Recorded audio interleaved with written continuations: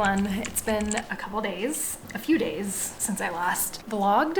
I still have not passed the kidney stone. So I have been kind of just hanging out in between waves of pain and not really doing much. It's just exhausting, it truly is. I still need to start seeds. I'm supposed to start them the beginning of April. And what I really need to do is cut these potatoes really bad. So that's what we're gonna do today. We need to cut the seed potatoes so a skin can form on them and then we can plant them. Hopefully this weekend we can get them into the ground. They really need to be in there soon. Let's get to it. I just need to make sure that there's eyes on each cut thing. So obviously there's one here, there's one right here.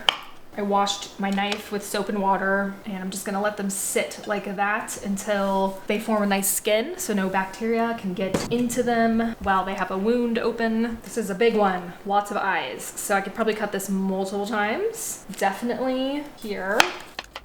There's a few that I was like, should I cut this or not? Yeah, there's a couple of them that are just big. I'm not really sure, but I'm just gonna let them sit out at room temperature like this until I'm ready to put them in the ground this weekend. Hopefully they don't form anything funky and they just do what they're supposed to do. This variety of potato is called the Kennebec. I read that it is too sensitive to be grown for commercial use in stores because the skin is very sensitive and you can only grow them at home to really get a good harvest of them. So that's pretty cool. I am gonna attempt to soil block for the first time. I think this is wet enough.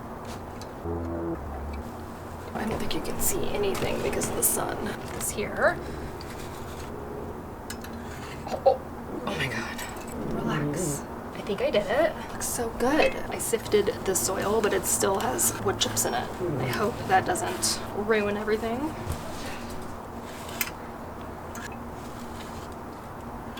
First up for seed starting. This is supposed to be like beginning of April, early April seed starting, but of course I was a little late. I'm doing purple basil. It is called dark opal basil. I'm only gonna do 2 basil plants. Purple basil plants, that is. Not entirely sure how to label these. I guess I'll do that. This one is flat leaf parsley, my preferred type of parsley. Way easier to chop up than curly, and I just prefer it. I don't know. It's a little bit more tender than the curly parsley as well. This is fern leaf dill. There's so many different types of dill varieties out there. I chose fern leaf. It's good for pickles, it says. This is thyme, just normal thyme. I think I have 2 packets of thyme, so I'm trying to get rid of it, but I'm only gonna do 2 plants. I don't know how much it spreads out. This is salad burnet. I've never had this before. I've never grown this before. I know nothing about it, but I'm gonna grow 4 of them. It says that it's a European delicacy, so it sounds really good. It also says it has a colorful spread of round fuchsia blooms, very similar to crimson clover.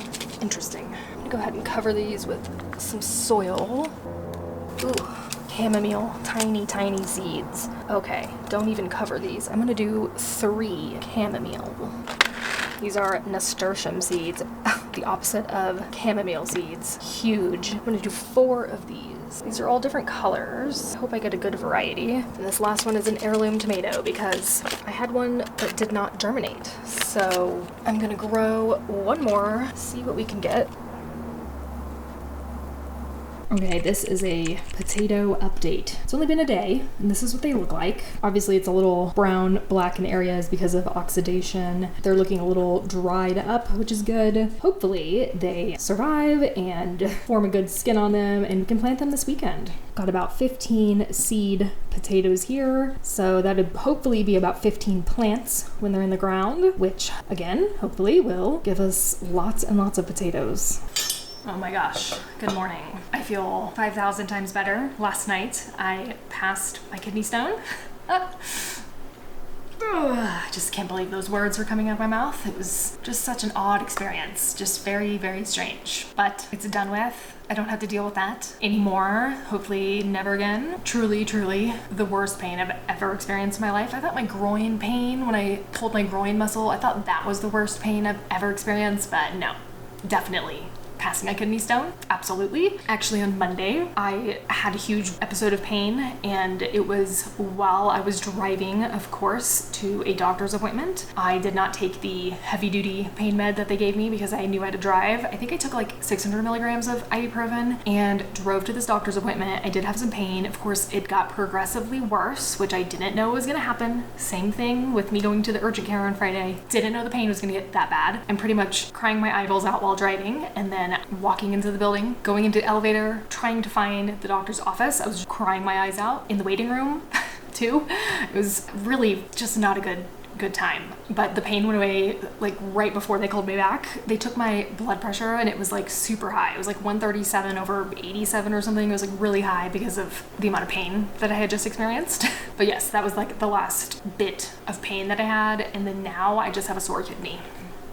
So good stuff. Really, really good. Glad that that is over with, and we can now move on and be productive. I've been drinking quarts and quarts of water, and I've been drinking like 1 lemon a day in the form of fresh lemonade with honey. I just do like 2 tablespoons of honey, 1 lemon, and then water all the way to the top in a quart jar. I've been aiming for a little bit over 3. It's hard for me to drink that much liquid, but that is kind of what you have to do to get the stone moving. It's also just really good for your kidneys in general. I'm actually pretty positive that it came from being dehydrated. I've been working on drinking more water like the last year. I knew that I had a kidney stone last year because of a CT scan, so definitely I think was from being chronically dehydrated. So drink water or any liquid. It doesn't even have to be water, just drink liquid. That is my update for you. I am making feta pasta, so cherry tomatoes, bell pepper, I'm doing obviously feta, this field roast, this is smoked apple and sage sausage, and some onions. Throw it on top of some pasta, and there you go. It's delicious.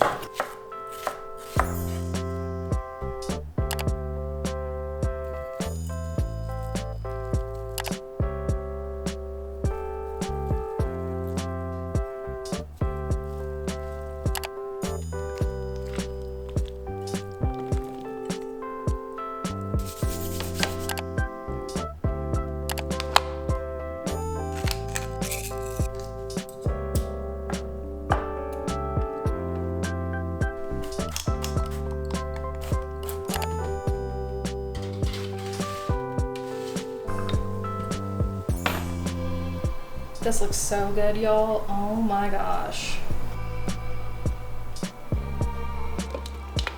Usually I would make this recipe with a block of feta, but they did not have it at the store I went to. So I used crumbled feta, and it doesn't get as melty as the block does, but it's still good. The sausage looks really good. Just need the pasta to be done, and this dish will be almost complete.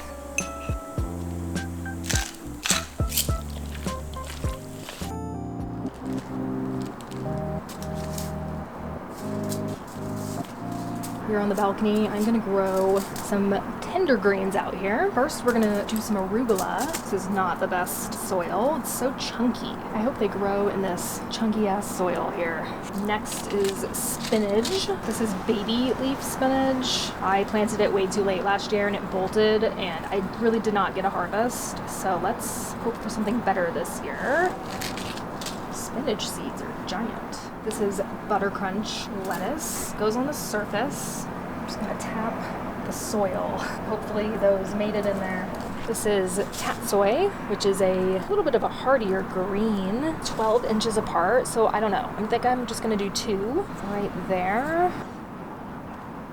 I don't know if you can see this, but I did not put this side under a lip of this wall, so now it's bowing down because of the weight of the soil. I don't know what to do about that. I'm assuming it's just going to continue to weigh down as it gets water, but I feel like I have to leave it. What am I supposed to do? Take all the soil out and redo everything?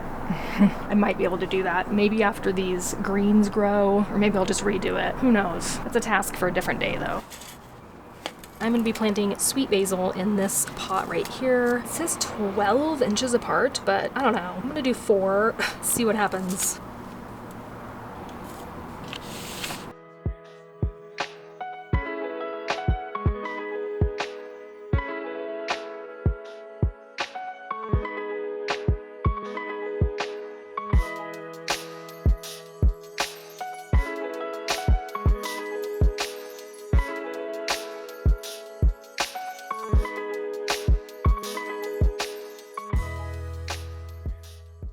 Hello, it is April 13th. Good morning. Oops, these are potatoes and they are ready to go out into the garden and I'm very excited. This is gonna be the first thing that we're planting in the community garden today or ever. And it's gonna be really exciting. Look how appetizing those look. Wow. Those are gonna turn into some really delicious potatoes. And I think I have like 15, hopefully all of them pop up and we'll have so many potatoes. Pounds, I'm hoping for pounds. I'm not sure how many pounds of potatoes I got last year. I'll pop it up on the screen right here. But we are hoping to get twice as much or more.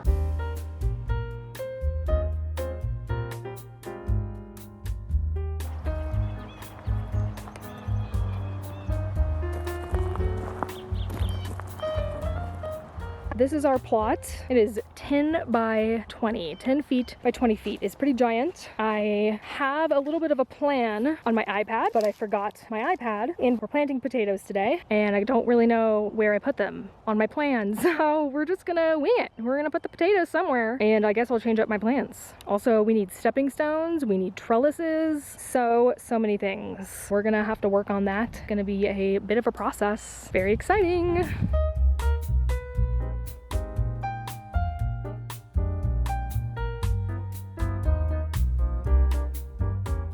So we're gonna dig up these weeds that are on this fence line because I want to take up every single space of this garden plot. So I'm gonna get rid of all these weeds and I think I'm gonna put the potato patch here, which is like the back left. This gets full sun for sure. And I think they'll do okay over here. Yeah, I think I'm gonna do it here. So we're gonna clean up these weeds and then we'll dig up some trenches and plop potatoes in there. We have dug our trench right here. I'm saving bugs that I find. So centipedes and those yellow things. I don't know what those are. Maybe they are the grasshopper cocoons that they were talking about. I'm not really sure, but I'm saving them so I can feed them to the ducks. So that's fun. Let's drop. Ooh, what's that? Oh, wait.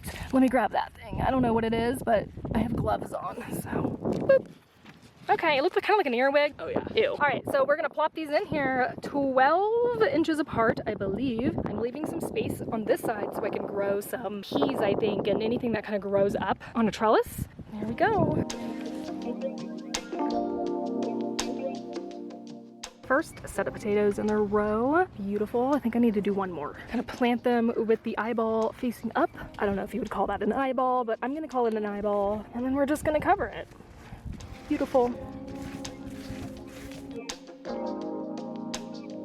3 rows, 5 potatoes each. I put sticks right here to hopefully mark where I've put them so I don't forget. We are gonna buy, I think, stepping stones to put in the garden so we can get around without, you know, disturbing plants or getting all muddy. It looks like it's about to rain. So we're gonna leave now. We're gonna go try to find some ducks, I think, first and feed them these bugs and then we will be on our way. And I dropped a centipede. Where did it go? Oh, there it is. Oh. Here. Hey, I got a centipede. I don't know how to get them to eat them because I want them to see them. Do you want a bug? Did you get it? Here. Here.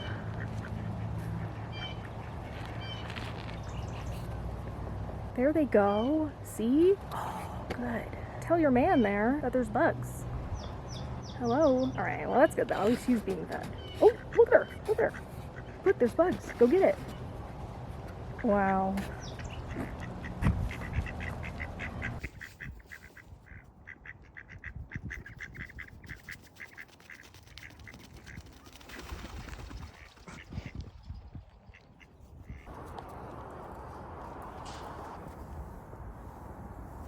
Not bad. Getting stones, stepping stones. They just have pink princesses for $15. What? Oh my god. The lighting is a little weird, but we had a windstorm and it kind of blew the sunshade off of the hooks. So I'm gonna fix that today with the help of my girlfriend and that front part. We're gonna fix that. And then I'm gonna fix this right here. I'm gonna take all of the soil out of this bed and I think I'm gonna put it into like a grow bag and then fix the bottom of this and then put the soil back. And then I think tomorrow I'm gonna replant all of the things I planted the other day. That's gonna be a fun project to do, but I wanna get done and it needs to get done.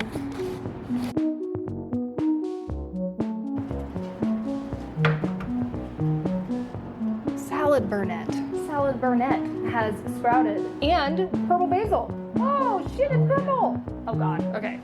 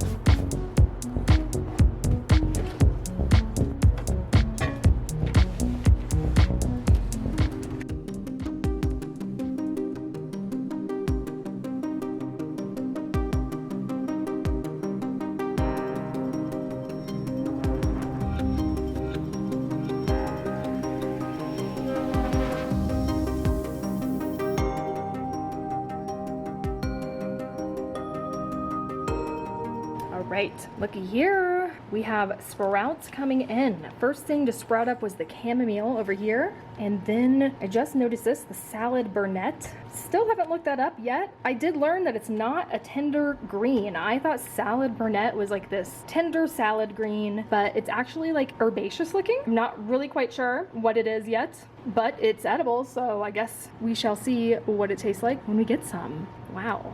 Looking good. And then we also have purple basil. You can see it popping up right there. It is, of course, purple. So exciting. That is the only purple basil that I have. Oh wait, a little bit right there. Just a tiny bit.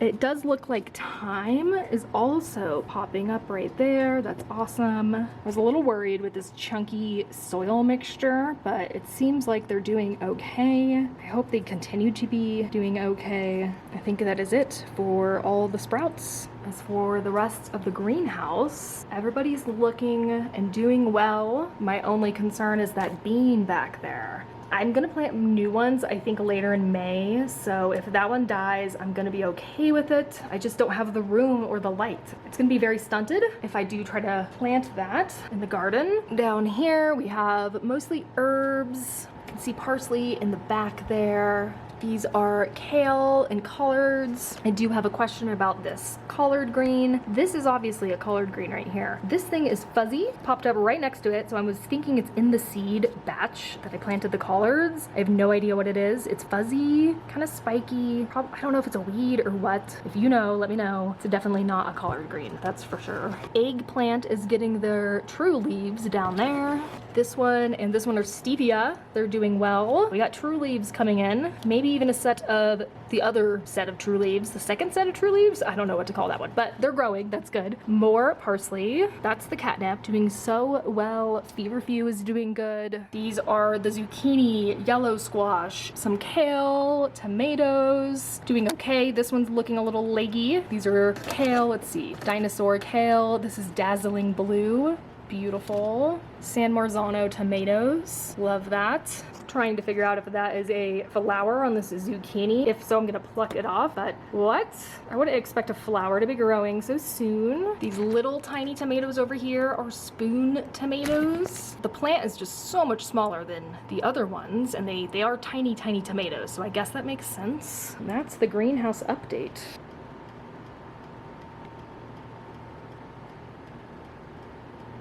I still can't believe I found a pink princess at Lowe's. What? Wow. If you're not a houseplant person, these are rare tropical plants, and a couple years ago you could not find these just everywhere, especially for the prices that I found them. You could buy like a variegated stem of a monstera online for like $100 or so, and you can maybe find this for like definitely above $60. This was $30 at the grocery store, this Thai constellation, and this was $15 at Lowe's, of all places. I did have this monstera in the greenhouse because that's what I thought it needed. It needs high humidity, which Colorado is definitely not known for, and I don't have that at the moment. They both like a little bit of dappled light, so I figured it would be good in the bedroom. But as you can tell here, it's 80 degrees currently inside. I do have the windows open. We don't have the AC or anything running, so 80 degrees and then 30 degrees humidity. I did just take a shower though, so hopefully the humidity will go up a bit. I did water this yesterday. The soil was very, very dry, so I hope maybe this perks up. It is also in a transitional period, going from a greenhouse to a grocery store and then to my house. There's an adjustment period for sure, and there's probably going to be one for this one as well. I think I'm going to buy the little IKEA greenhouse thing and put both of these in there. I think both of them will fit. They will be able to have better humidity inside of a greenhouse. That's where they will live in the future. Right now they're going to be hanging out here. This leaf, I cannot believe. It's so stunning. This one is brand new. That's why it's shiny. It still needs to harden off. Again, stunning. You don't want a lot of leaves with only pink because then it doesn't have any chlorophyll and the leaf will die. And if you have, say, the newest leaf be all pink, that's a bad sign because then it can't produce a new leaf after that because it has no chlorophyll. It has no way to get energy. Little specks of pink and white like that are perfect and really what you want to see on a houseplant that is variegated like this. This is an example of a variegated leaf that this part right here, this white part, turned brown and crispy. I'm not really sure why, but I think this is like a pothos enjoy and it's not doing well. Well, these two leaves are dying back here. That one's good. If you have too big of a white spot, it'll eventually yellow and brown. Definitely something you don't want to see on your plants. Also check out this brand new Hoya leaf coming in. This is a Hoya latifolia or latifolia, I don't really know. This is what the adult leaf looks like. It's a little bit of a splash, and when they're young, they get this little pink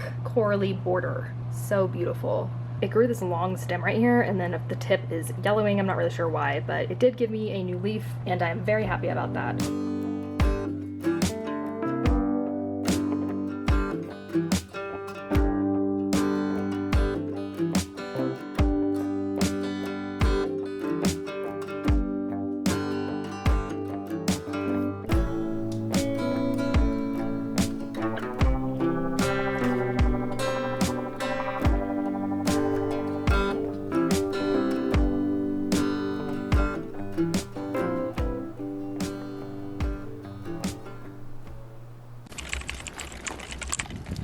We are walking to the garden currently. We have the wagon for the stones that we got at Lowe's. We also have water and a watering can so we can water the potatoes. I brought fertilizer as well and all of our tools. Very exciting. We stopped by the pond. Look, we found a turtle sunning on this log. So sweet. The first thing we did when we got to the garden was try to plan out where we wanted to put the stepping stones. I really want to maximize the amount of space I can grow things, so I really want the space to be planned out well. After that, we sprinkled fertilizer all over the garden plot and mixed it in with my new Japanese hand hoe, which, by the way, I love so much. The next thing we did was mark where the boundaries are for the garden so we don't have our neighbor creeping up into our garden and vice versa. I gave the potatoes a really good watering first. I tried to use the water evenly all over the plot to kind of mix the fertilizer in, but I ran out halfway through. They don't turn the water on until about mid-May, so we have to haul in all of our own water. I think we're gonna get rain in the next couple days, so that should also help mix that fertilizer in. And that was all we did today at the garden. Little by little, it is coming together.